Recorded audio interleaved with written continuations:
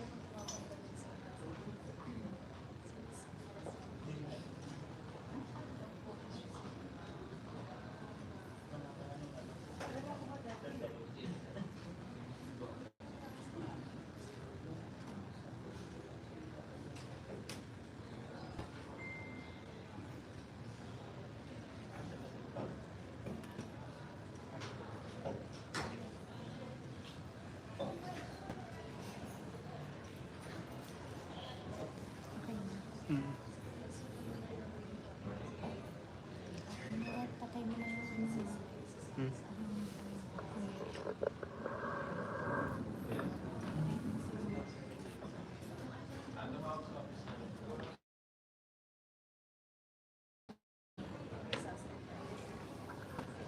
Subject mic to speak. To check 1, 2, 3, 4, 5, 6, 7, 8, 9, 10, check. So nandito po tayo ngayon sa ano po, Congress para po sa hearing po ng nuclear power plant. Mic check 1, 2. Testing 1, 2, 3, 4, 5, check.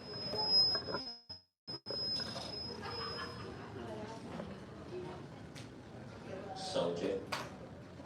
Audio check 1, 2, 3, 4, 5, check.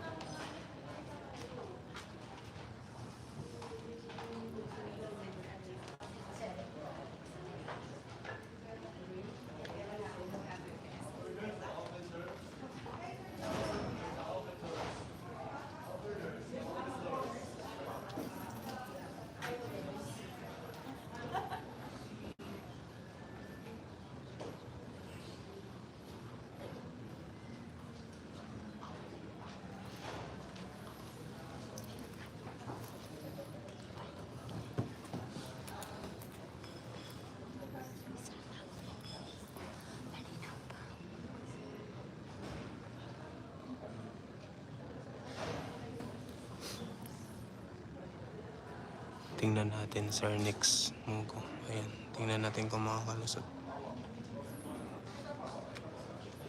Malay natin makalusot. Malaking tulong po ito, nuclear power plant.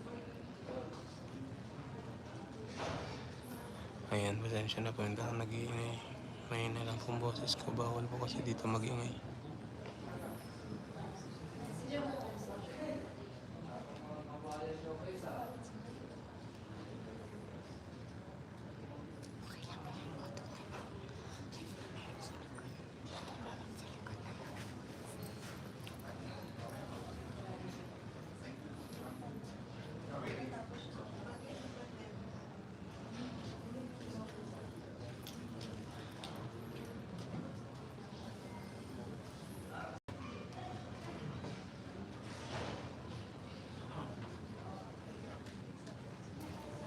Hello Ma'am Sinayda Butler. Good morning po.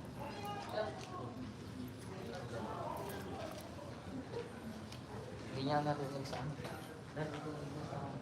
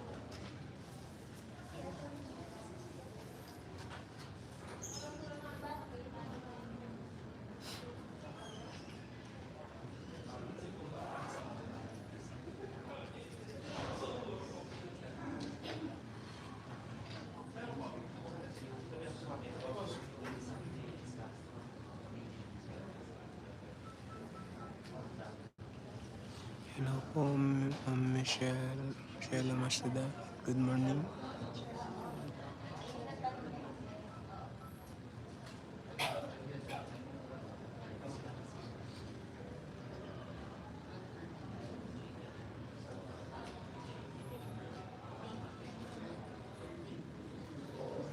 Subject 1, testing 1, 2, 3, 4, 5, check.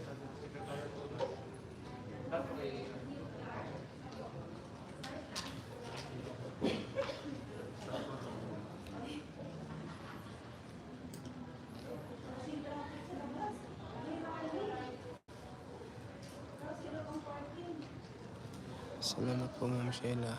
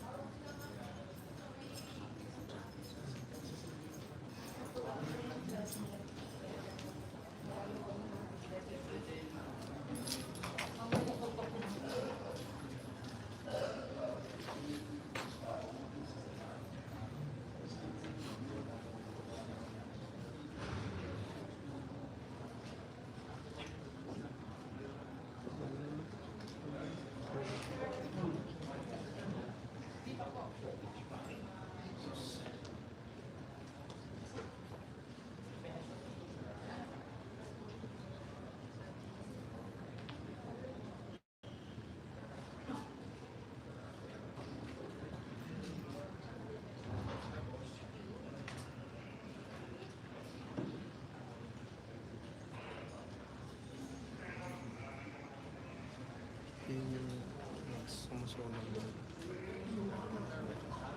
Mga kawang. Pero akala ko sila yung kawang. Pinalaban ko dalawang klase ng mga kawang. Yung kawang ko. Pinalaban ko mas kawang. Pinaglaban ko.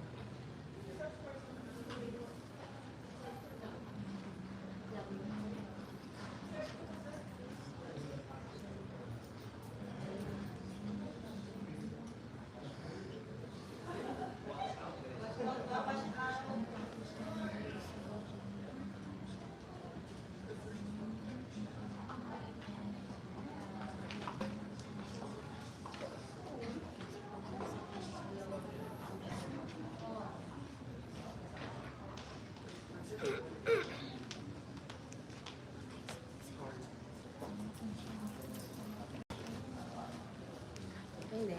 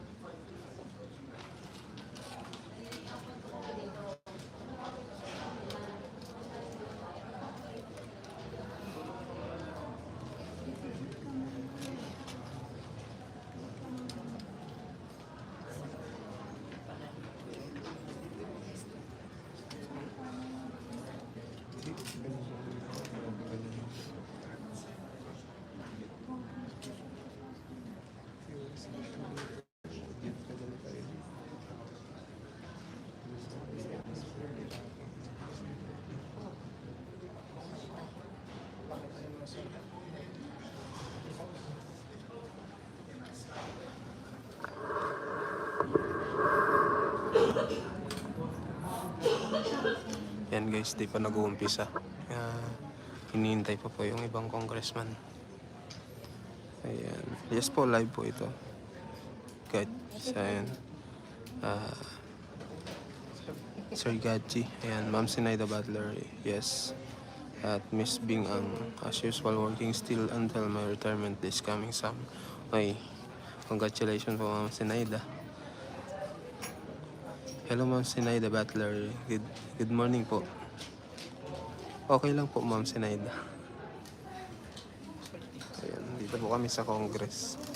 So naimbitahan po para sa hearing po ng Bataan Nuclear Power Plant. So hinihintay pa po yung ibang kasamahan ng mga congressman. Pa-like and share po. Pa-click po yung tatlong tuldok sa taas para ma-like nyo po yung video.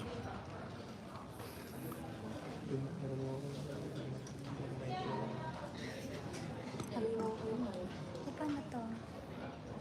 Salpakan. Hindi, gaganon ko na lang. Kahit nakabiti naman ako. Ano ako? Parang hindi ko nahiran.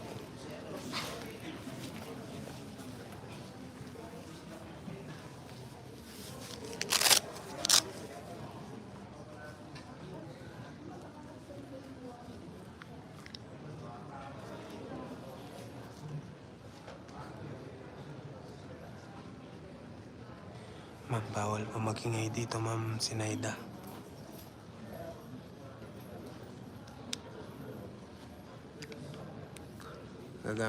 Gagamit tayo ng mic.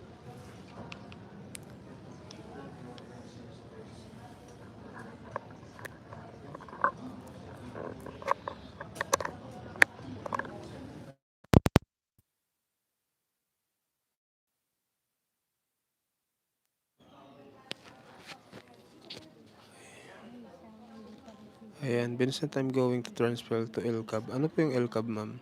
Ma'am Sinaida. Anong side mo dyan sa pag-open ng Bataan Nuclear Power Plant, Vincent? Sa akin, okay lang naman kung bubuksan to. Malaking tulong to sa taong bayan. Pag binuksan tong Bataan Nuclear Power Plant. Ayan guys, may sound na ba? May sound po ba? Yung mic natin. Ayan. Laban kasama ang bayan. Ayan, sabi ni Ma'am Sinaida Butler. Partido po ba yun, Ma'am Sinaida? May ano po dito, may hearing po. Hearing po about sa nuclear power plant.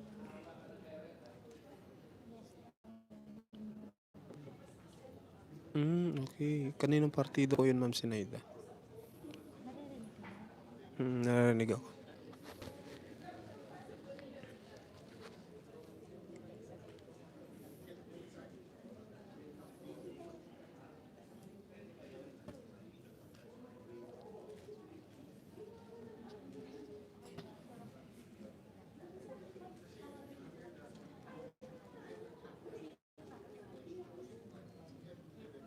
Ayan guys, pa-like and share po. Yung ating live po, pa-like and share po.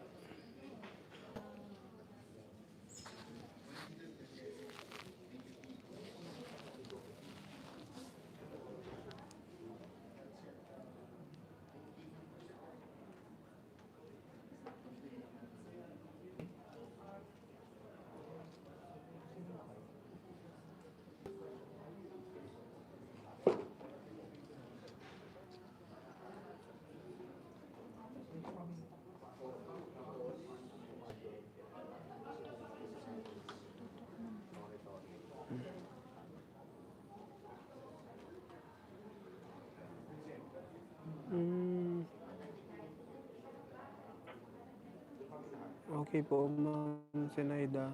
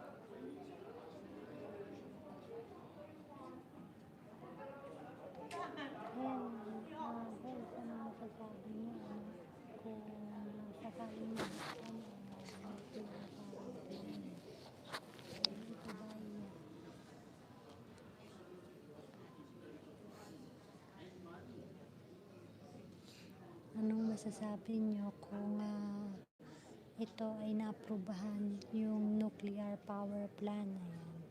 Ito ba'y makakabuti sa bansa natin o ito ba'y makakasama? Comment lamang po kayo.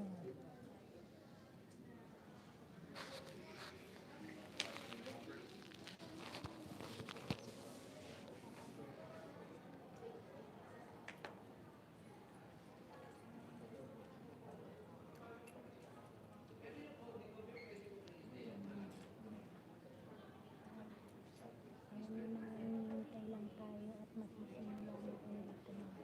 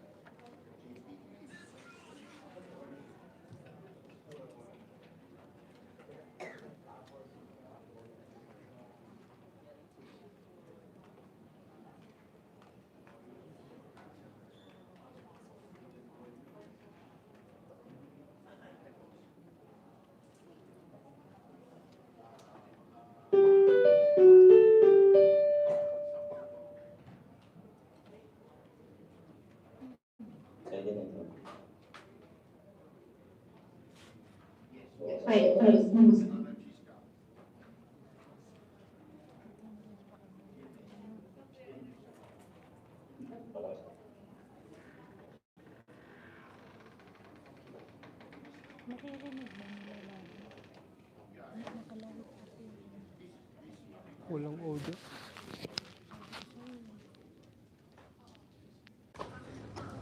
Kasi nakalawit. Number one. Ay, ito.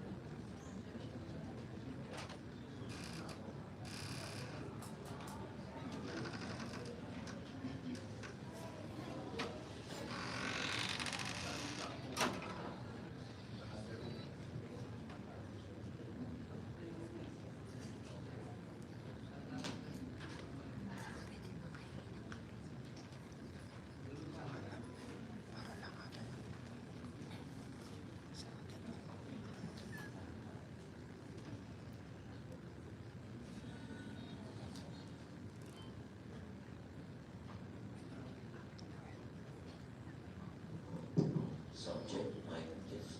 1, 2, 3, 4, 5, check. Okay, check. Testing.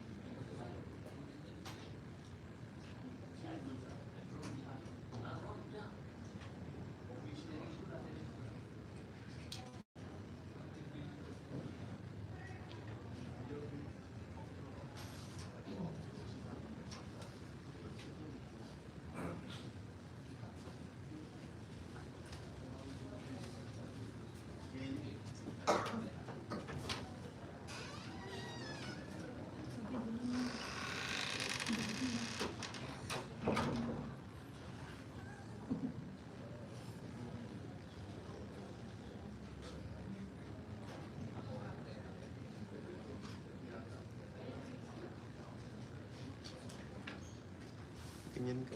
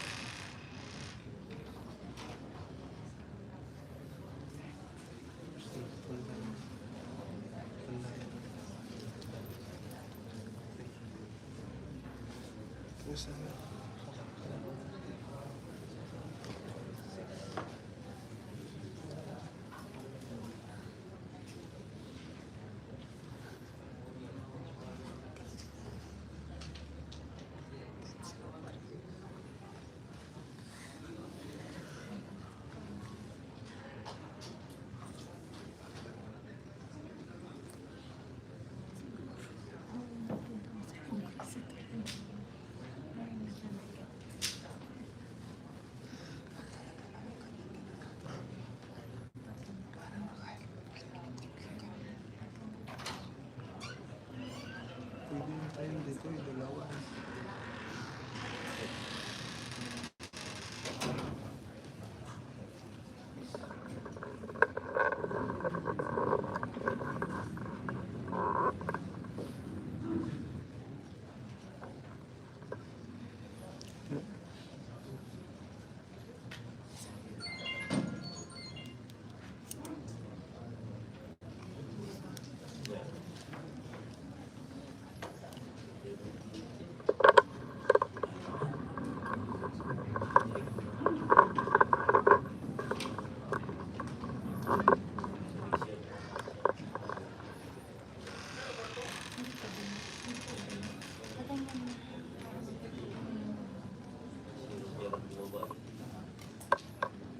Kanta.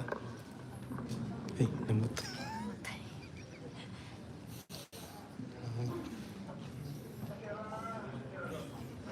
Connecting.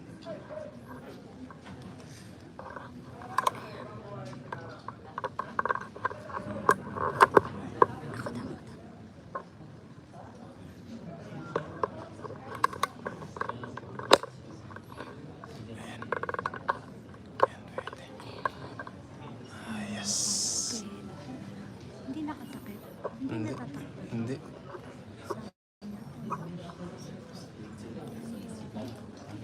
Hindi mo bagong Pilipinas na din. Ay, pagbabago.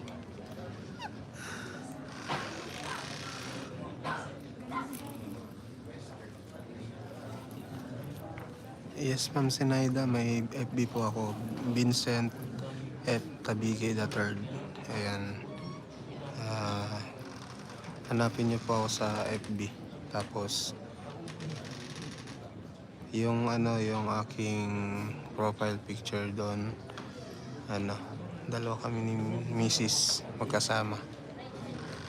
Ayan. Yes po, hinihintay pa po yung iba eh.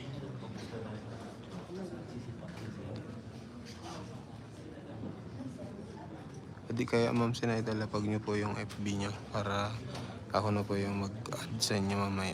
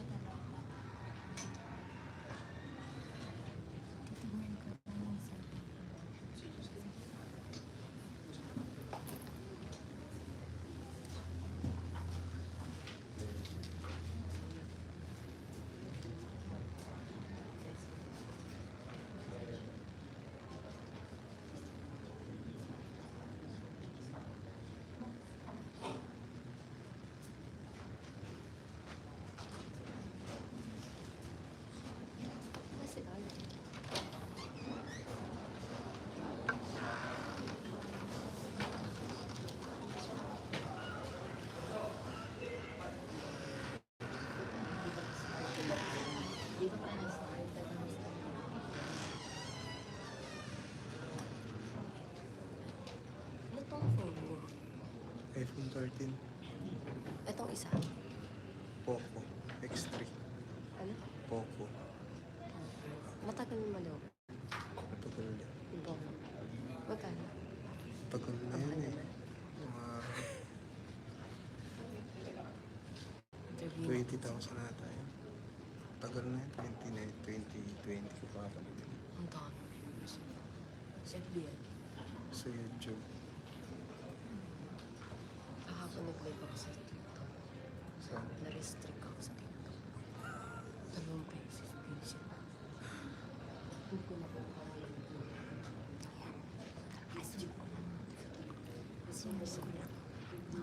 tagal na.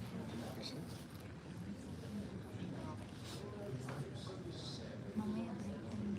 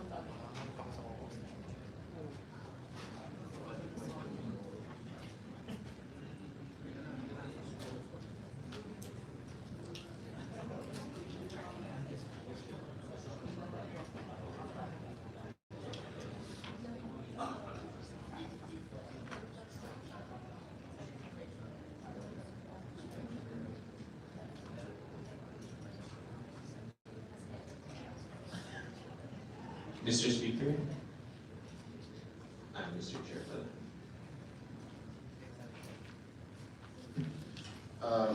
The Committee on Nuclear Energy is calling this committee meeting to order. Review and approval of the minutes of the meeting held on January 24, 2024. Do I hear a motion regarding the minutes? Mr. Chair, I move to approve the minutes of the meeting held on January 24. Mr. Chair, before going to the minutes, I move to dispense with the calling of the roll. Second motion. There is a motion to dispense with the calling of the roll, duly seconded. Any objections? The motion is carried. So we go to the minutes of the previous meeting held January 24, 2024. Do I hear a motion? Mr. Speaker, Mr. Chair, I move that we adopt and approve the minutes meeting held on January 24. Second, Mr. Chair. There is a motion duly seconded. Any objections? Chair hears none. Same is approved.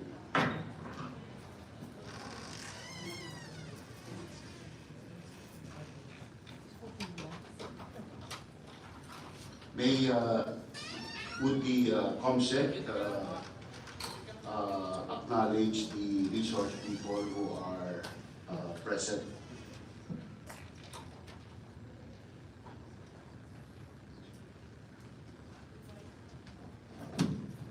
Good morning, Mr. Chair. We have for today's meeting the following resource persons from the DOST, Philippine Nuclear Resource Institute, Deputy Director Valerie Samson, from the Department of Foreign Affairs, Ms. Dana S. Olaya, Director of UNIO, the Environment and Climate Change Division, from the DBM, Ms. Mihalsi Abdulrauf Pakalna, the Chief Budget and Management Specialist. From the GSIS, Attorney Giovanni Lin Kikoy Malin, and from the Department of Finance and Insurance Commission, Attorney Camille May P. Medina. Good morning. The chair would like to welcome all the resource speakers here today.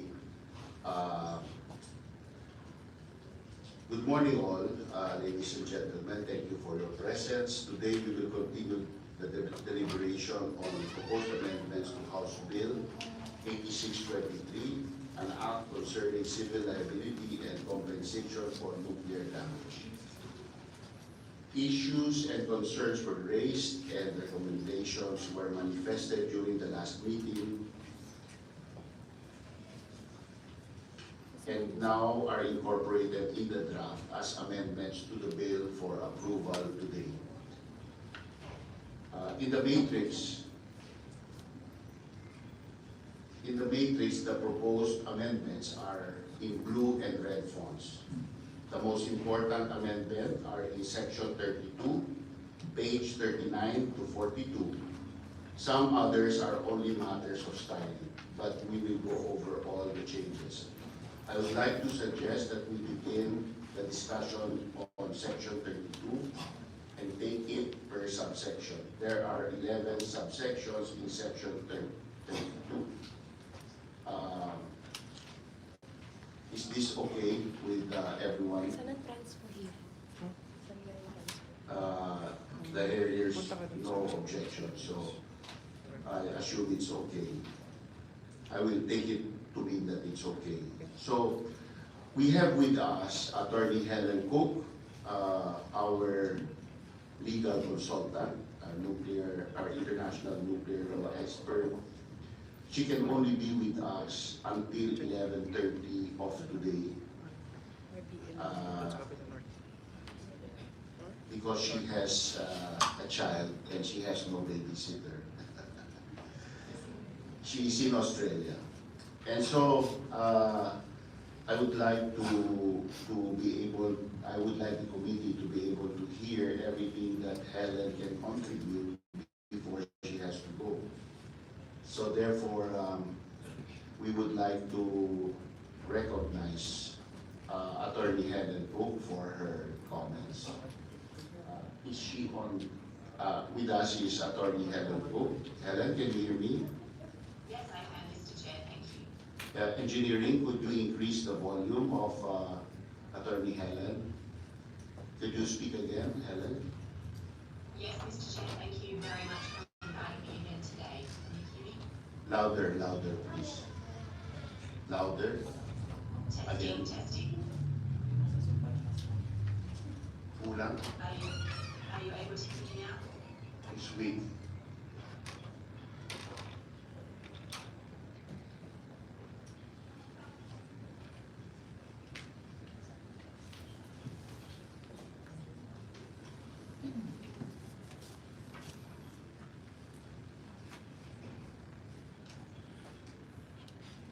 Engineering, are you able to do something about this? Testing, please, Helen. Testing. No, very weak. Very weak.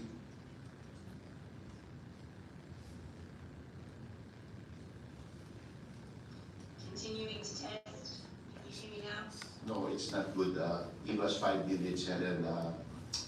Session suspended.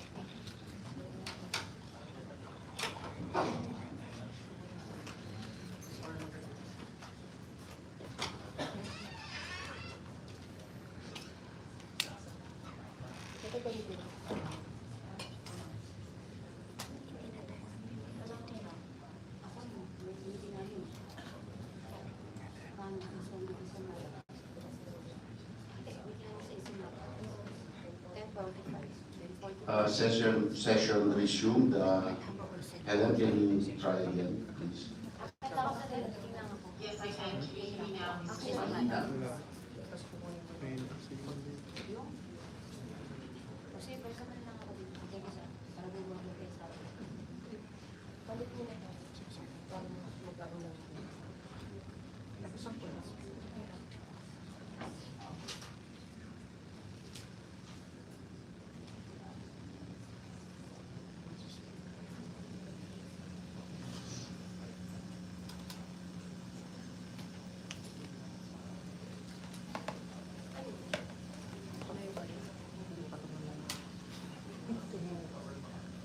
Can you try again, Helen?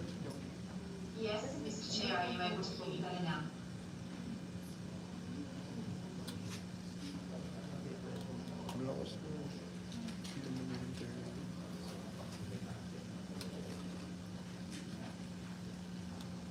Okay, please proceed, Helen. Sorry, Mr. Chair, what, I missed that. Pictures? Yes, we are discussing Section 32. I said we would prioritize Section 32.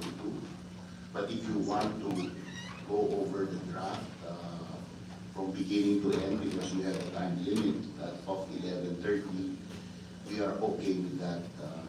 You would give us your insight into everything about the bill. Please proceed. Thank you, and with your permission, I will start with the two amendments to the definition section in Section 3. The first amendment is to the definition of nuclear installation, where, based on the comments from PNRI about floating nuclear power plants, we have proposed a modification to the first limb of the definition of nuclear installation to ensure that floating nuclear power plant would be included in that definition. Yes, that is page 6, is that correct? Page 6? Page 6 of the matrix. Are you looking at the red line with the edits or the clean version? I'm sorry, Number H, Roman numeral H. it's our matrix, page 6 of our matrix. Sorry, I'm having trouble hearing you.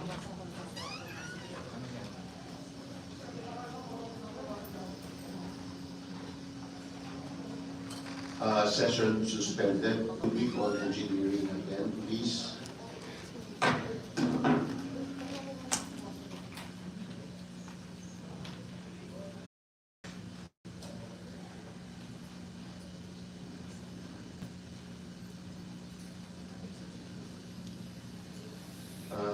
Helen is referring to page 3 of the bill, letter H.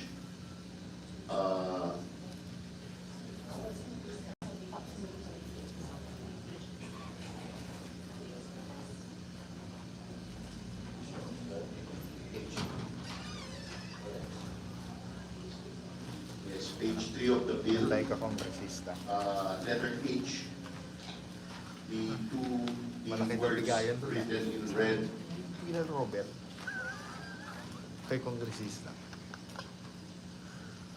Yes, that's correct. The definition of nuclear Sabi ko, pasok installation na ako. on page 3, section Sabi niya, 3H. Baka madamay daw. And the gusto niya definition iparelista. has been modified Sabay. to ensure Sabi ko, that sabay niya. floating Di ba nag- nuclear power plants Tayo, would not be no. excluded. Definition of nuclear installation. So they are included in the definition. One moment, session resumed. Can you repeat that, Helen? May menopause kasi. Can you repeat that, Helen? Naaway niya. Sorry, it's very bad reception. Walang Can I salamping yan. repeat? Yes, yes. Yep, I can.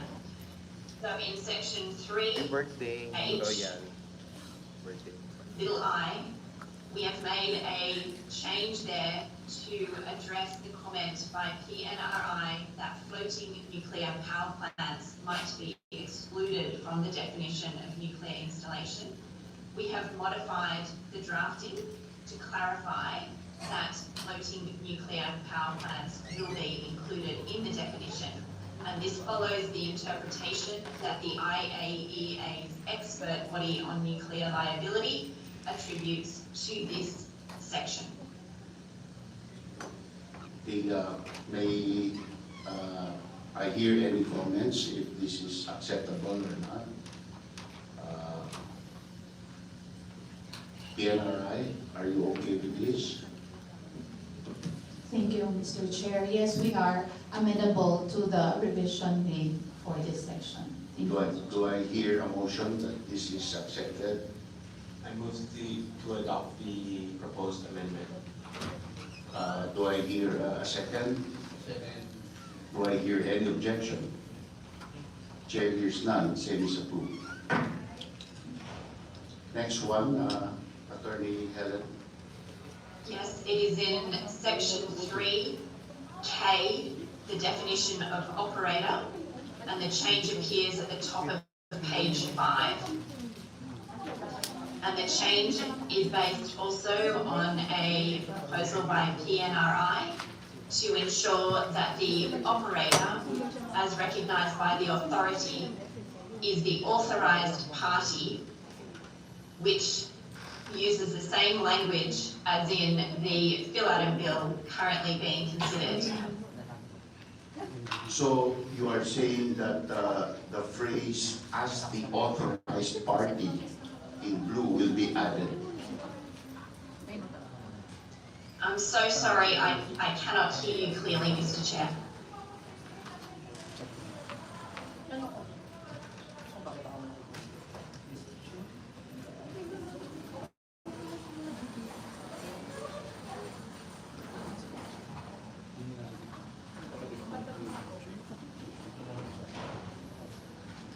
Session suspended.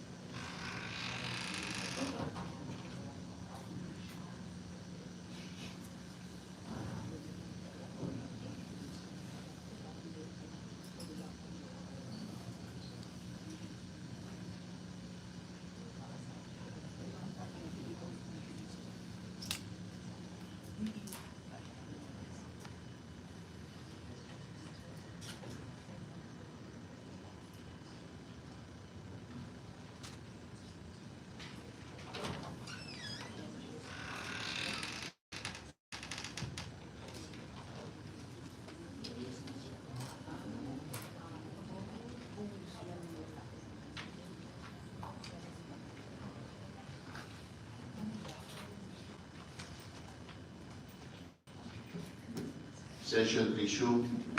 Helen, can you hear me now? Can you hear me now? No? I'm sorry, I can hear you, but it's very muffled. So it is hard to understand what you're saying.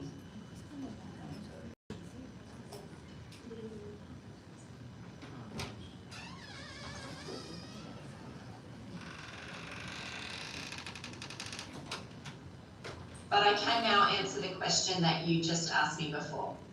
Yes, please. So the change to the definition is only for style and Just a moment. clarity. Session resumed. Please go ahead. The change to the definition is only for style and clarity to make sure that there is a link to the definition used in the fill-out bill for an operator, which would be the authorised party. So we have included that phrase in this bill. So we are referring to the operator in the territory of the Philippines being the operator designated or recognised by fill-out as the authorised party. Thank you, Helen. That being the case,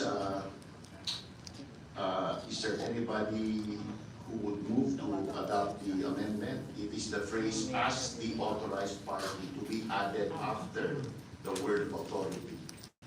Move to adopt the amendment, Mr. Chair. Second, Mr. Chair. There is a motion to adopt the amendment, duly seconded. Any objection? If Chair hears none, same is approved. The next one, Helen, please. So the next amendment is in section 32. So we can move to section 32, which I think is at the top of page 21. And the first change is to the title of the section. We had proposed a change, competent court and compensable claims, to capture the full scope of this section. I am also aware that there is a proposal from the Department of Justice to modify this title as well. Would you like to address that now, Mr. Chair? Yes, if you could proceed with your explanation. Is DOJ here? Is DOJ present? No, DOJ is not here. So please proceed with your explanation. So the Department of Justice's comment, you would like me to address, Mr. Chair? No, I'd like you to address the final amendment as written here. I would just like you to, you have phrases here in blue. Are those the amendments? You have printing here in blue. No. I can't hear you very well at all, but I think you are asking me to just go through the proposed amendments in section 32. Yes, please. Perfect. So subsection 1 of section 32, this is a new section which states that for the purposes of this act, the authority, referencing Phil Adam, will determine if a release of radiation is in excess of the authorised radiation dose limits in the Philippines. This section has been added because it is needed to be able to introduce the requirement that the claims panel be established within 15 days of this determination by the authority. And that is the change that you see in subsection 2. So subsection 2 says within 15 days of the determination by the authority under subsection 1 of this section 32, a claims handling panel, referred to as the Nuclear Claims Panel, shall be established by the Department of Justice. And that claims panel will have exclusive jurisdiction over claims for compensation for nuclear damage under the Act. Okay, any comments on this section? Do I have a motion to adopt this section? I move to adopt this section, Mr. Chair. We have a motion duly seconded. Is there any objection? Chair hears none. Same is approved. Please proceed. Helen. Thank you, Mr. Chair. The next section addresses a comment, I believe, from the Department of Justice, which had stated a concern about the department's ability to appoint regional trial court judges. We modified the section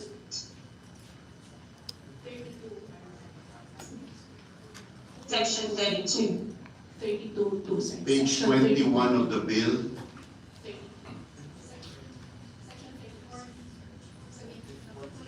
Subsection 3. Yeah, on the matrix, it's page 4.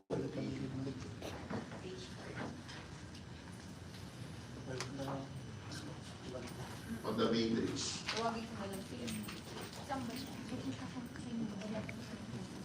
Apologies, I don't have a copy of the matrix, so I can't follow you through. Comsec, you should have provided Attorney Helen with a copy of the matrix. You did not do that. So anyway, it is on page 21 of the bill and page 40 of the matrix. Page 39 and 40 of the matrix. So please proceed, Attorney Helen.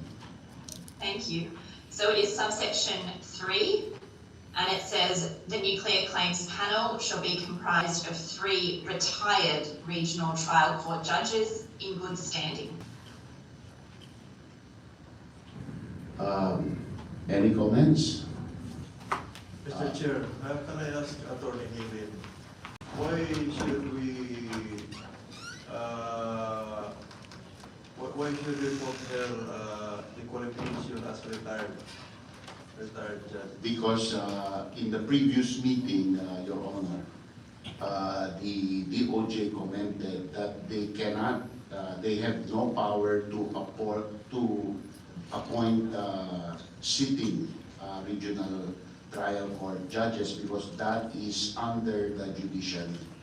So they can appoint retired. So the compromise in the last meeting was that if they were retired RTC judges in good standing, it would form a good basis for the claims. What do we call it? A claims panel.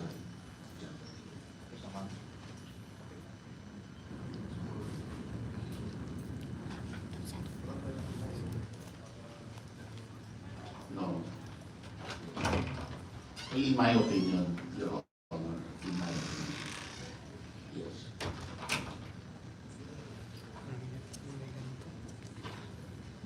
It's up to, I suppose, DOJ to exert their judgment on whether the appointees are too old or not.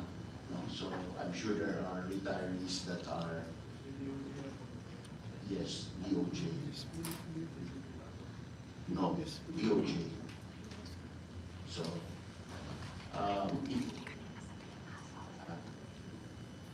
Phil Atom is just the technical expert whom the panel will rely on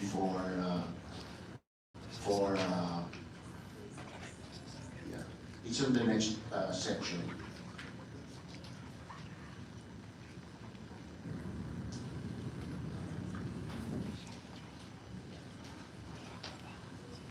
So, with that, Your Honors, do I hear a motion? Mr. Chair, would it be better if you just say 3 experts in civil law? Please, I cannot hear you. It's better to mention 3 experts in civil law or something to that. Instead of 3 experts in civil law. Yeah, anyway, it's DOJ that will appoint at the end. Will it be DOJ? Or could we just add it, 3 retired regional court judges, or 3 experts in civil law? Could we just make it in addition to? Yes. So if that is That is acceptable. Do I hear a motion? I move to adopt the amendments of section 32 under subsection 2, as well as the additional amendment of adding or any civil Civil, legal, civil experts or experts in civil law. or experts in civil law. In civil law. So there's a motion. Do I hear a second? Duly seconded. Is there any objection? Chair hears none. Same is approved. Please proceed, Helen. Yes, so now subsection 4 of section 32, also on page 21. And the amendments here are purely stylistic in removing the word level in both paragraphs B and C and simply referring to radiation dose in both cases. Yes, you're actually referring to subsection 3. Is that correct? We have it here written in subsection 3. So sub 3B, form an opinion on the radiation dose associated with the claim. So radiation was added. And letter C, supply evidence-based information on radiation doses. Radiation doses was added that may definitively cause human harm. So, Mr. Chair, I move to adopt the amendments of section 32, subsection 3B and C, changing from level to dose and from dose levels to radiation. From level to radiation dose, and from those levels to radiation doses. Yes. Do I hear a second? There is a motion, duly seconded. Any objections? Chair hears none. Same is approved.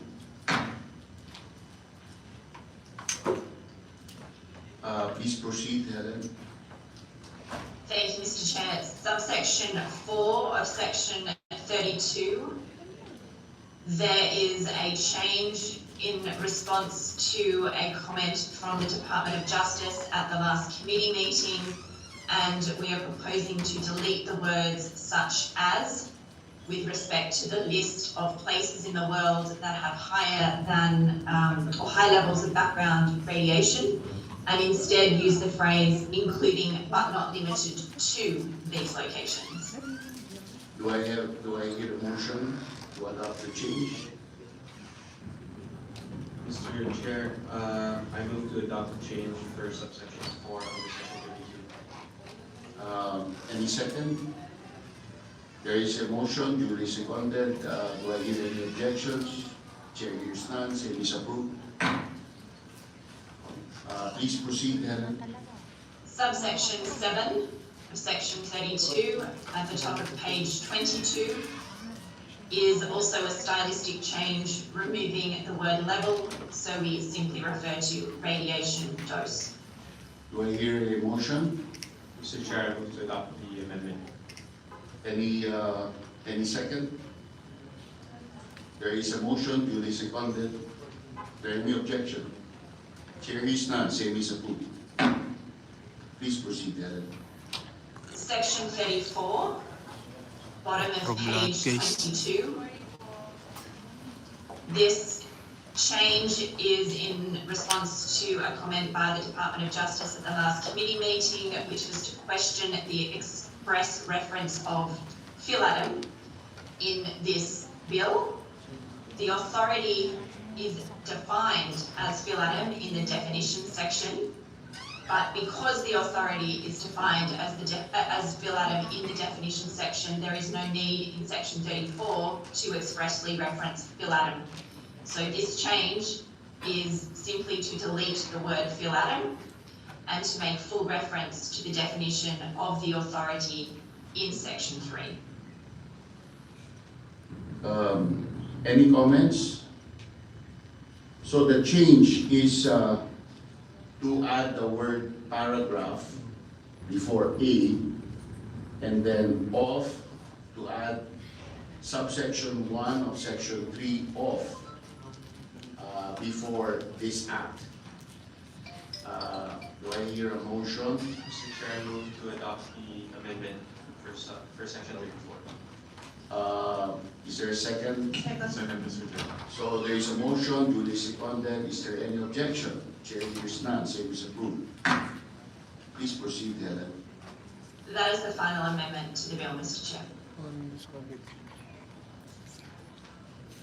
Okay, so all the proposed amendments have been included. I just want to bring up one more topic.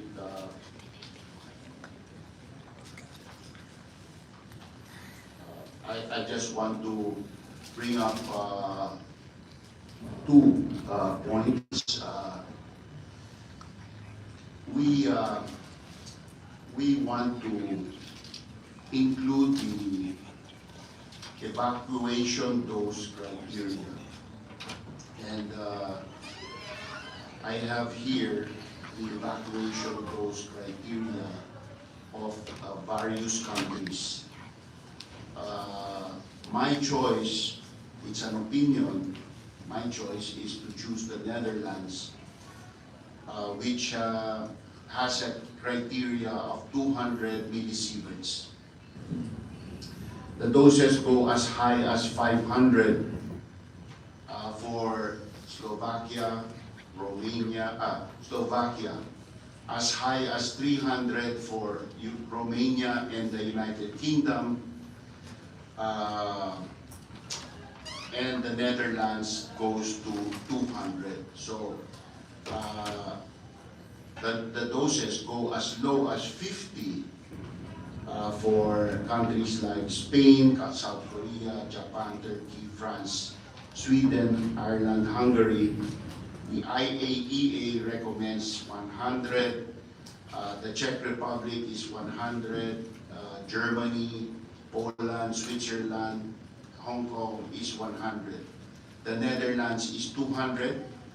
And for me, it is conservative enough because it is less than half of the highest country stated here. And it is high enough so that it does not give undue concern to the public. So where would this go, Helen? Where would this number go if we were to put this in the bill? I think it would go in a new section, probably actually a new article. Yeah. In fact, Helen, if I may ask, you sent me some information on the USNRC. I asked PNRI earlier this morning, can I have that piece of paper? Were you able to convert the units?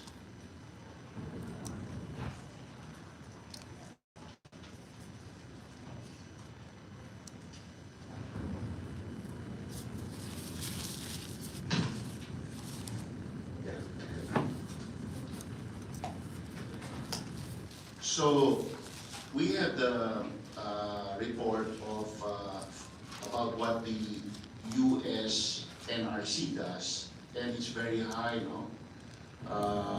For thyroid, they give 300 MSV millisieverts for whole body, 200 for bone marrow, 200 for skin, 600, and for other organs and tissues, 300. So these are all above or equal to the dose, which is 200, which I am requesting be included in the bill to avoid confusion and debate at a future date in case there are incidents. So this is the U.S. Nuclear Regulatory Commission, one of the most conservative bodies and regulators in the world. And these are their numbers. So I don't think we should be holier than the Pope. So I would ask that this be included. May I ask those present here that we request Helen to formulate an article where this could be inserted and be included in the bill. May I have a motion for that? I move to adopt the aforementioned amendment to the bill. No, we request Helen. I move that we will request Helen to create a new section. Yes, for the, and that we adopted already. And that we will adopt it already into the bill. Into the bill. Do I hear a second? So there is a motion, there is seconded. Do I hear any objections? Chair hears none, same is approved. So with that, I think, so Congressman Dago has a concern about the title of the bill.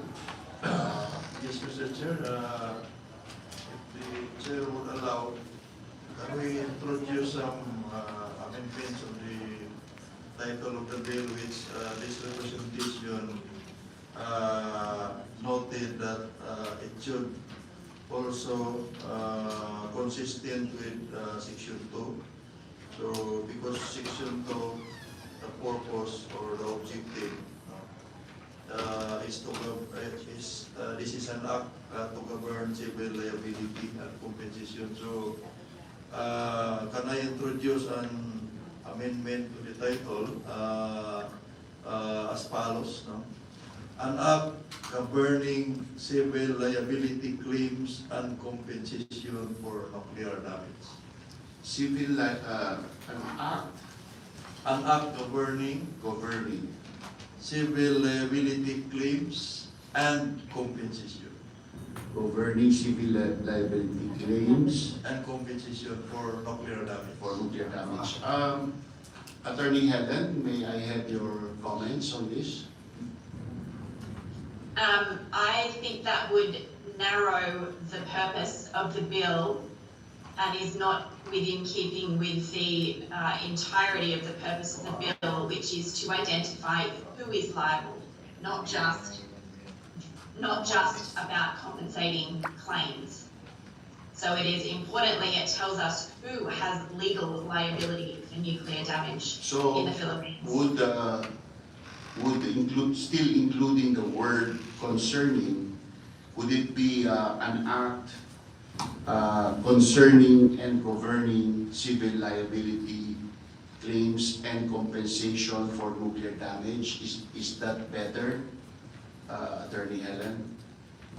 I'm very sorry, Mr. Chair. I am having trouble hearing you in particular. I heard the previous speaker, but I cannot hear you clearly.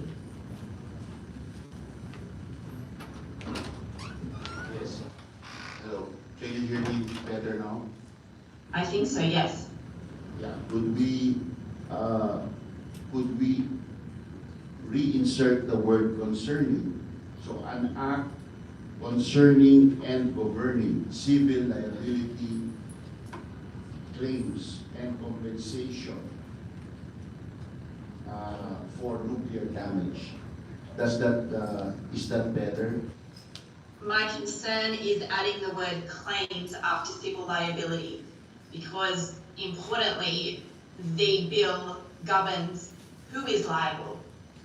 So if you put civil liability claims, you are narrowing the focus of the bill to only claims, not actually civil liability in and of itself. May I propose further that we include an act concerning civil liability and compensation, as well as governing civil liability claims and compensation for nuclear damage.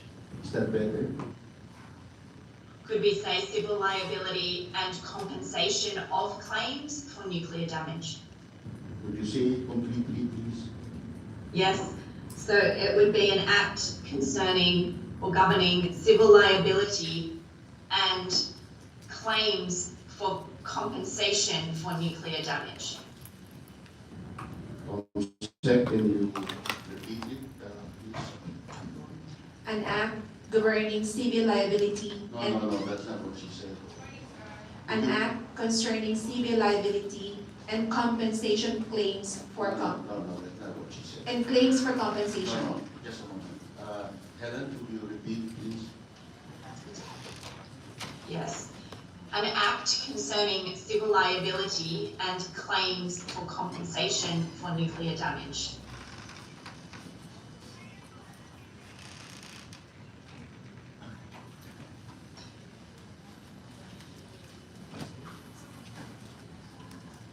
Did the secretariat get that?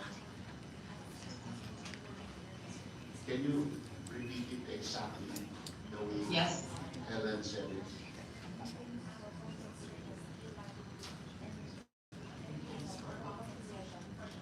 Claims for compensation. Yung claims niya after na sa compensation, bali, an act concerning civil liability and compensation claims for nuclear damage. Yan yung ano. Yes, that works as well. So let me repeat, no?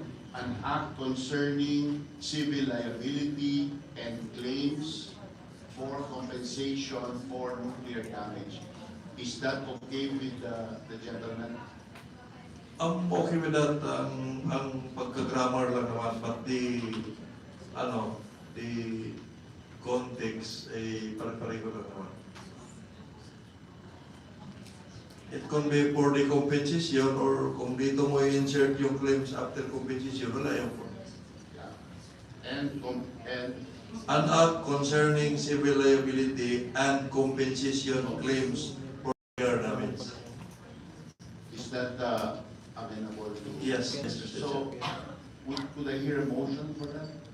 Mr. Chair, I move to amend the title of the bill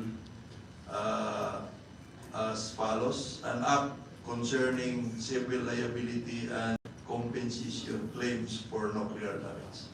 Do I hear a second? Second. Is there any objection? Chair hears none, same is approved. Are there any other issues? Is the DBM here? Yes, Mr. Chair. Yes, could you state your concerns? As mentioned during the previous hearing, Mr. Chair, we respectfully suggest for a separate section to be included in the bill, wherein it will state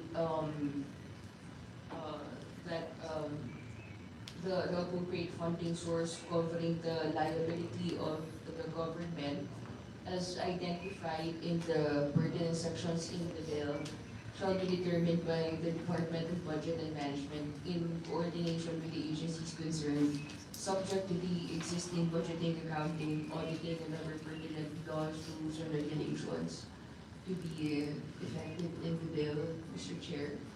Yes, if I may bring my colleagues up to speed on the discussions on the last meeting, a representative commented that there is nothing to appropriate because there is no incident. Until there is an incident, which hopefully will be never, there is nothing to appropriate.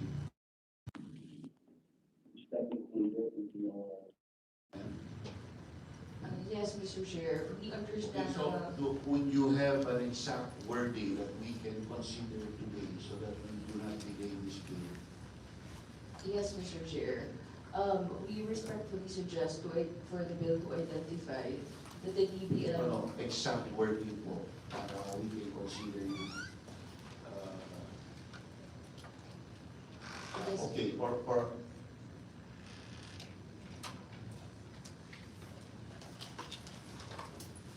so I would like this this proposal to be submitted so that Attorney Helen Cook can go over it and recommend to the body. Yes, Mr. Chair. So may I know from the body your sense that like the previous motion, we included in the bill subject to the scrutiny of the appropriation provision. There's nothing to appropriate.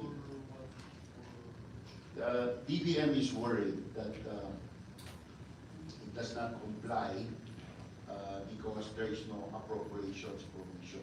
The argument in the last meeting was that there's nothing to appropriate because there is no incident. Until there is an incident, there is nothing to appropriate. That was the argument during the last meeting. So she wants wording that covers everybody's ass, right? So to speak, Your Honors. So she's recommending some wording.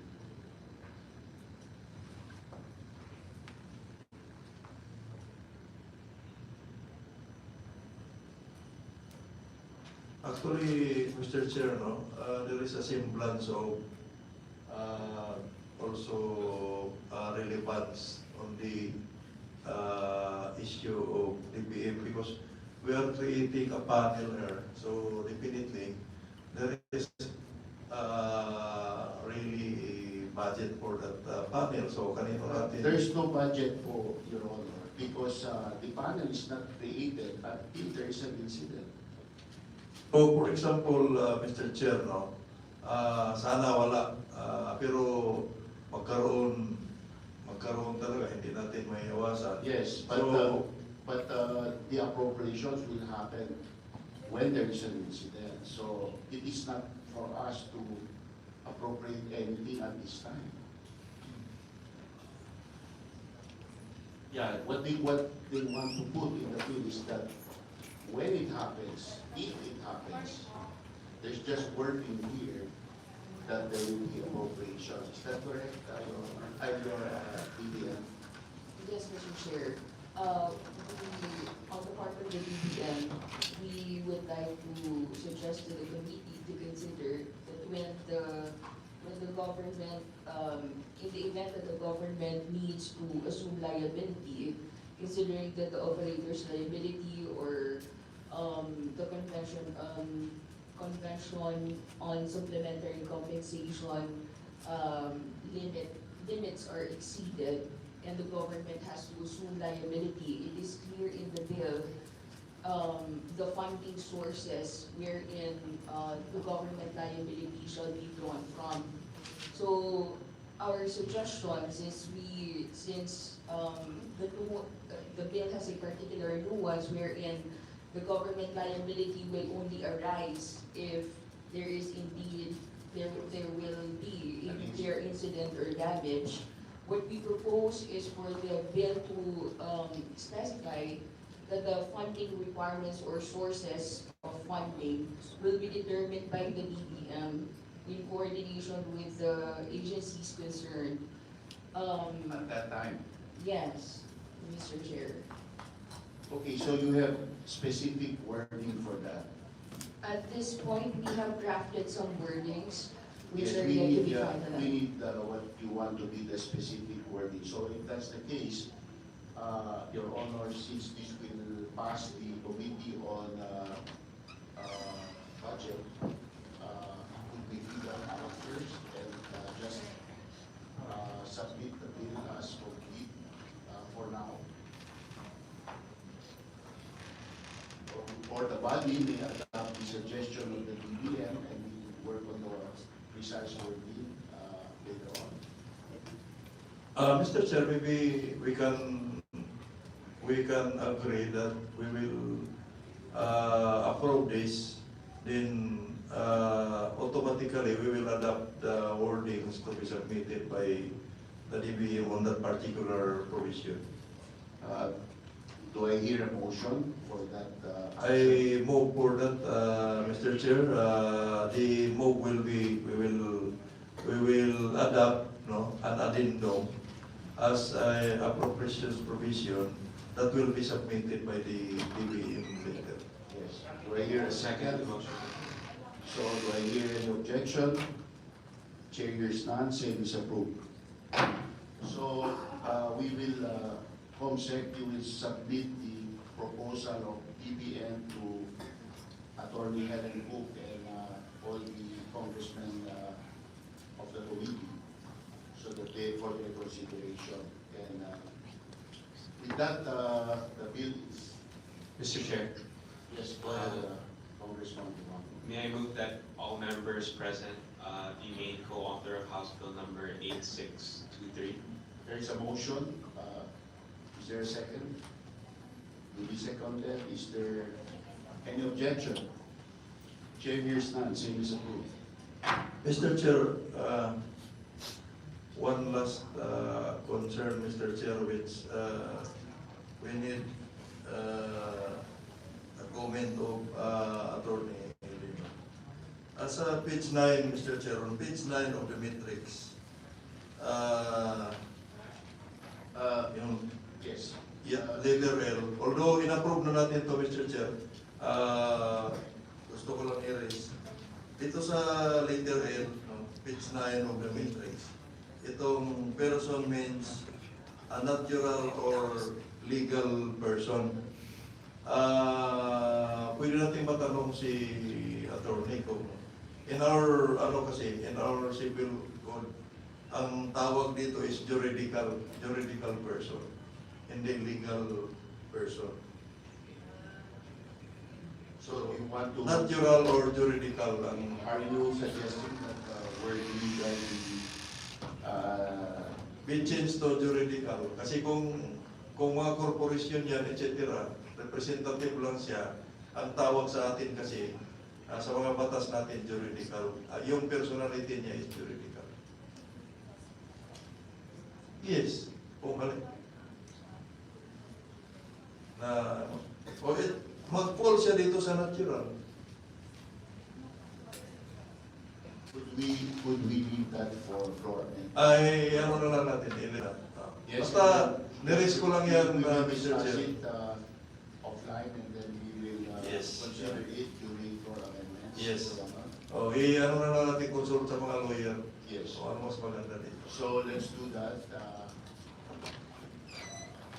So basically, everything. Was everybody given a copy of the? So we are finished with the bill. I think everything has been approved. So COMSEC, you will prepare the committee report on the bill, submit it to the.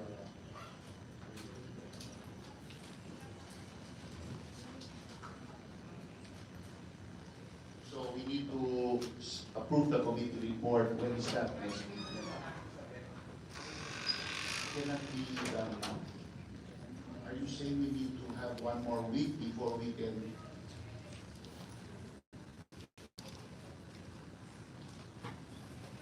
So we need one more week.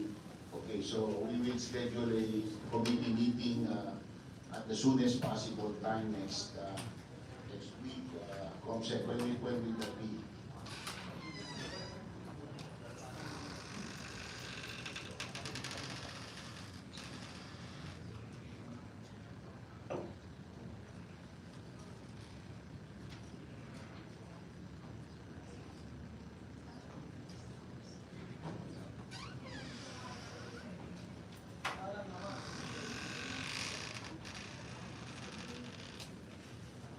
Yes, maybe we can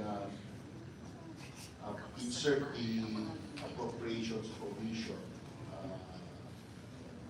on the floor as a personal amendment. Is that possible?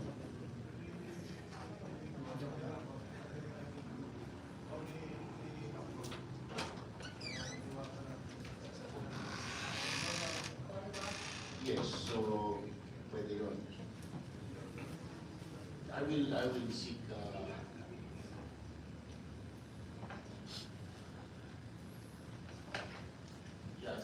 there's no amount being appropriated, so it's a go according to concept.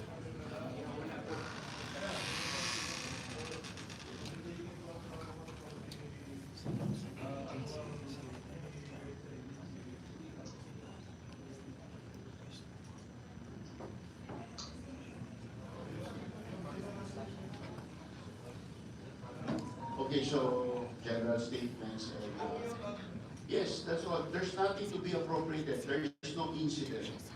There is nothing to be established. I mean, there's no panel to be formulated until there is an incident, according to this law. So,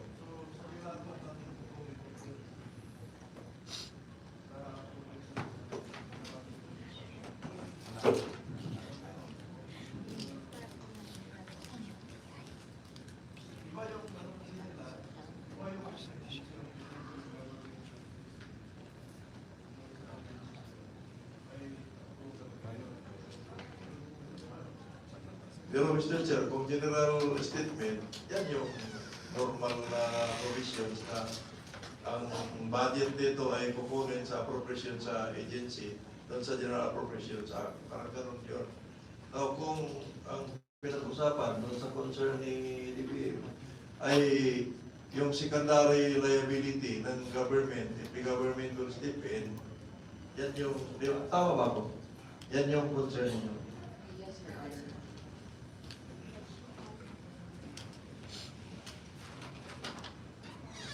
yes, so Attorney Helen has to leave. It's 11:30. So I suggest that this become personal amendments on the floor. Anyway, we already agreed that DBM will submit what they want and we will evaluate it. So I think we can let Attorney Helen go. Is that okay with everyone here? So Attorney Helen, sorry we took all your time this morning, but thank you so much again for advising this committee, full of wisdom. We will see each other hopefully in the next committee meeting. So this bill is practically passed the committee. It will go through the process now according to our rules. So thank you, Attorney Helen. Thank you very much, Mr. Chair. Bye-bye. So may I mention other matters? Was everybody given a copy of this proposed resolution?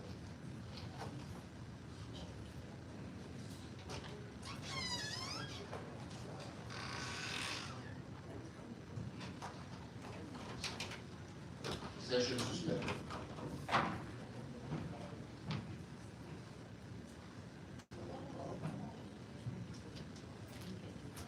Tapos na.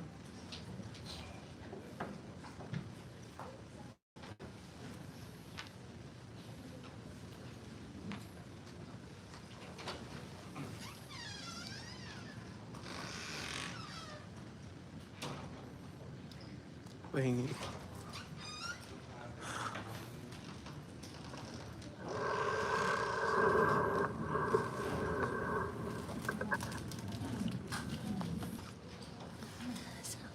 Wala ka man ng panin.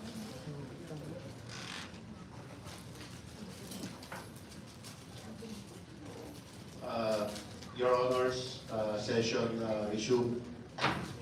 This resolution was read on the floor yesterday, but according to our rules, we need 5 days of notification, prior notification to members before this can be considered in committee, unless the Speaker gives his express permission that we can discuss this.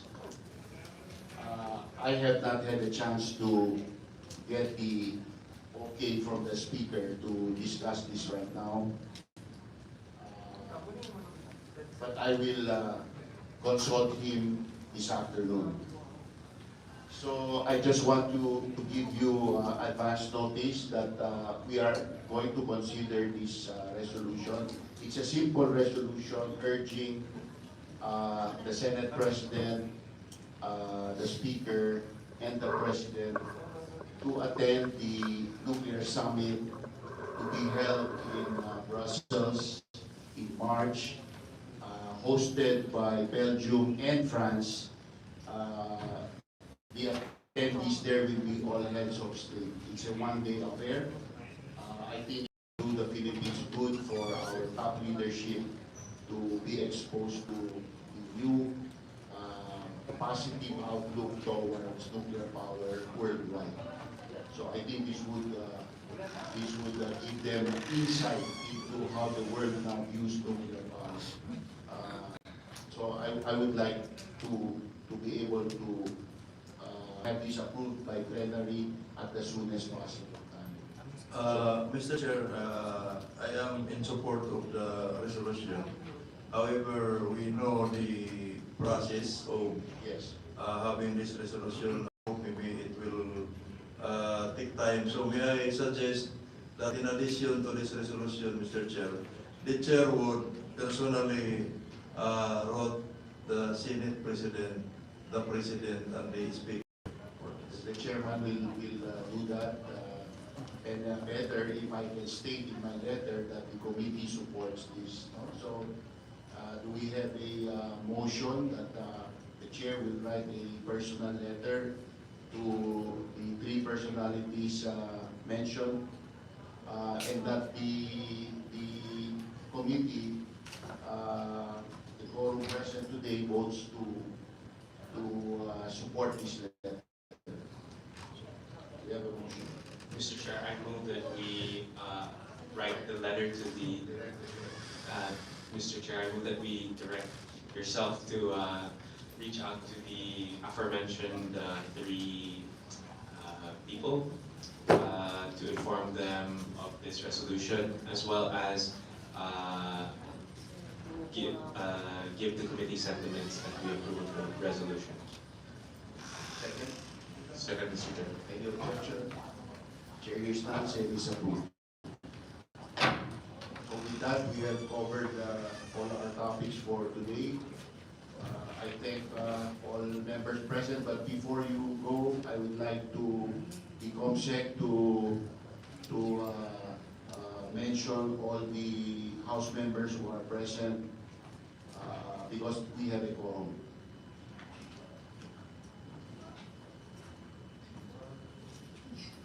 Mr. Chair, we have the following members: Representatives Francisco Benitez, Salvador Pleito, Jaime Coampo, Arnan Panaligan, Sergio Dogoop, Munir Arbison, Ron Salo, Linabel Ruth Villarica, Marie Bernadette Escudero, Deputy Speaker Christine Sison Mihan, Representative Lona Labad-Labad, Deputy Speaker Yasser Balindong, and Representative Rochelle Margaret Del Mar. Yes.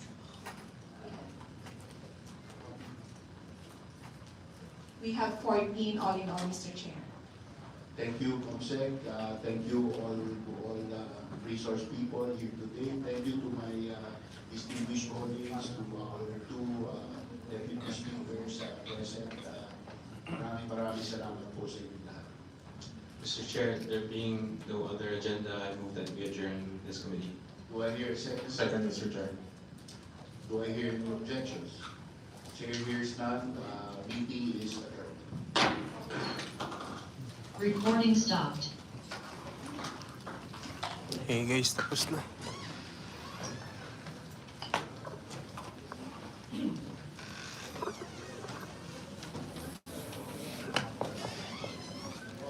So guys, papaalam na po. Maraming salamat po. Tapos na po. Next week, abangan po natin yung mga mangyayari. Thank you. Bye-bye. Thank you so much.